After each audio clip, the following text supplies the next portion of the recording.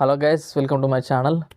చాలా సంతోషంగా ఉంది. నిన్నటి వీడియోకి మంచి రెస్పాన్స్ వచ్చింది. చాలామంది పాజిటివ్గా రెస్పాన్స్ ఇచ్చారు. థ్యాంక్ యూ అందరూ. దర్శన్ ఫ్యాన్స్ అందరికీ థ్యాంక్ యూ. నిన్న ఒక అభిమాని కామెంట్ చేశాడు. దర్శన్ అభిమాని, తన ఫ్యాన్ని తను చంపలేదు, తన ఫ్యాన్స్ పేరునే పచ్చబొట్టేసుకున్న హీరో అతను. సో అతను ఇలా చంపుతాడు ఒక ఫ్యాన్ని. రియాలిటీ ఏంటంటే అతను ఒక క్రిమినల్. సో అతను క్రిమినల్గా అలాంటి పనులు చేయడం వల్ల ఆయన చేసిండు. సో ఒక ఫ్యాన్ని ఏ హీరో చంపుకోడు. అండ్ ఇంకొక విషయం ఏంటంటే కర్ణాటకలో అతనికి చాలా ఫ్యాన్ బేస్ ఉంది. అతను మంచివాడు కాకపోతే అసలు ఇంత ఫ్యాన్ బేస్ ఎక్కడి నుంచి వస్తుంది? మీరు కావాలంటే కర్ణాటక వచ్చి చూడండి, డి బాస్ ఫ్యాన్స్ ఫాలోయింగ్ ఎట్లా ఉంటుందో అని చెప్పడం జరిగింది. నాకు కూడా అదే అనిపిస్తుంది. సో తను చెప్పిన విషయాన్ని చూసినట్లయితే నాకు కూడా అదే అనిపిస్తుంది. ఎందుకంటే ఒక్కసారి ఈ వీడియో చూసినట్లయితే దాని కింద మొత్తం 90% దర్శన్ ఫ్యాన్స్ కమెంట్సే ఉన్నాయి. సో ఒక మనిషిని ఇంతలా ఆరాధించాలంటే మామూలు విషయం కాదు. సో అతను ఎంతో మంచి హెల్పింగ్ హ్యాండ్ అయితే తప్ప ఆరాధించలేరు.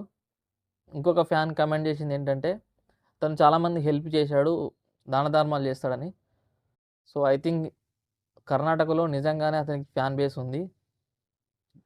సో మనం దాన్ని అర్థం చేసుకొని united TFI versus D boss fans war అనేది ఆపేస్తే బాగుంటుందని అనుకుంటున్నా.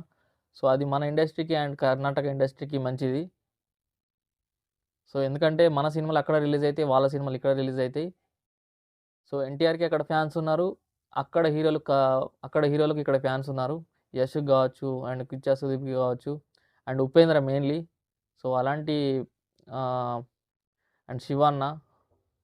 సో వీళ్ళందరికీ మనలో మన వాళ్ళలో ఫ్యాన్స్ ఉన్నారు. సో కాబట్టి ఇక నుంచి వెళ్ళి సో ఆ ఫ్యాన్ వార్ ఆపేసి ముందుకు పోవాలని కోరుకుంటున్నాను నేను. అందరం మంచిగా మన ఇండస్ట్రీని సో ఇండియా అనేది ఇప్పుడు గ్లోబల్గా వెళ్తుంది. అలాంటప్పుడు మనం హాలీవుడ్ వాళ్ళతోటి లేదంటే బాలీవుడ్ వాళ్ళతోటి కంపారిజన్ చేసుకోవాలి. కానీ మనమే సో ఇలాంటి చిన్న చిన్న విషయాలకు ఎక్కువ రియాక్ట్ అవ్వకుండా ముందుకెళ్ళిపోవాలి. మనం సపోర్ట్ ఇచ్చుకోవాలని నేను కోరుకుంటున్నా. అండ్ మన హీరో ఫిలిమ్స్ అన్నీ అక్కడ ఆడుతున్నాయి, వాళ్ళ హీరోస్ ఇక్కడ ఆడుతున్నాయి. సో వాళ్ళకు మనకు ఏ గొడవలు లేకుండా ఉన్నట్లయితే ఇంకా చాలా బాగా మన హీరోల మూవీస్ బాగా ఆడి సో ప్రపంచవ్యాప్తంగా కొత్త రికార్డులను తిరగరాస్తాయి. సో ఇప్పుడు మన కాంపిటీషన్ ఏంటంటే హాలీవుడ్ లేదంటే బాలీవుడ్. సౌత్ కొరియా వాళ్ళు పెద్ద పెద్ద వెబ్ సిరీస్లు చేస్తూ సో ప్రపంచం మీదకి వదులుతున్నారు. స్క్విడ్ గేమ్ కానీ, స్క్విడ్ గేమ్ 2, 3. సో ఎన్నో మన కొరియన్ ఫిలిమ్స్ అన్నీ మన వాళ్ళు చూస్తున్నారు. కొరియన్ ఫ్యాన్స్ కూడా ఉన్నారు.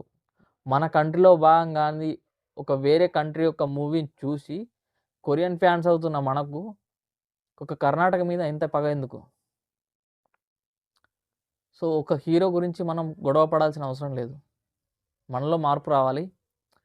సో వాళ్ళకు కూడా అదే చెప్తున్నా నేను.